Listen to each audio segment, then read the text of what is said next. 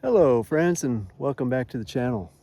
Today we're going to be covering one of my favorite shrubs, and that's wax myrtle. What a great plant. This plant grows throughout the southeastern US, so it's good not just for Florida but really all the southeastern states.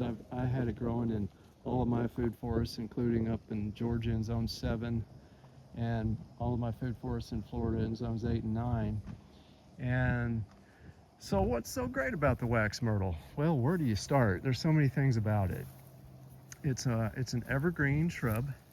In the wild, it tends to grow as a large shrub to a small tree, and you can prune it to go with either one of those sizes, or you could even prune it to be a shorter, very dense shrub. It'll make a nice privacy screen if you prune it.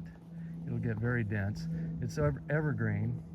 It fixes nitrogen, so it associates with the bacteria in the soil. It fixes nitrogen in the roots, and it's great to use as a chop and drop plant. Every time you prune it back, and it can take really hard prunings. I've pruned it as much as half, and it bounced right back from that, no problem. Typically, that would only prune it about maybe anywhere from 10 to 30%. But because its value just as a keystone species, a keystone shrub species, is it's recognized as such in Florida, and that's because of a lot of things. That it's not edible, but the berries that they used to use to make wax and wax candles back in the 1700s and 1800s, those berries are not edible for people, but they're edible for birds, and there's a lot of birds that feed on those. So late in the year, going into winter, it's an important food source. It's a dense shrubbery, is a great place for birds to make their nests. It is a food plant for many pollinators. So there's many moths and butterflies that feed on it, and their caterpillars then are food for the birds.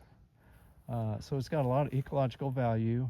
It's very versatile because you can use it for any one of those 3 layers in your garden: the understory trees, the tall shrubs, short shrubs,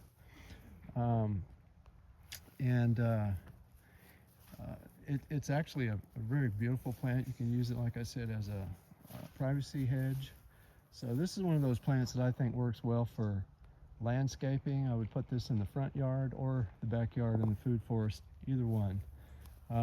There's only one caution about wax myrtle, which is that the waxy leaves are flammable, and it is recommended not to put it right up against the house or really close to any structures.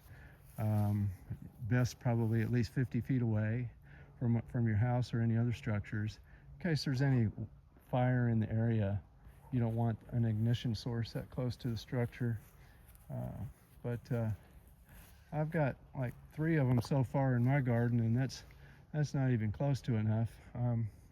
Fall, it's November, it's a great time to plant these so that they're well established before following spring.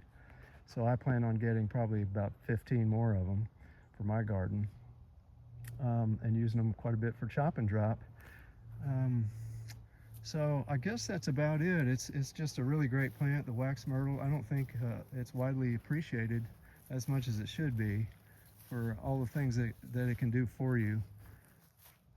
So I guess that's it. Just a little special plant. To me, it's one of the best plants there is, and it is considered a keystone shrub in many Florida habitats because of its much ecological value with it. All right, that's it for today, folks. Y'all take care now, and happy gardening.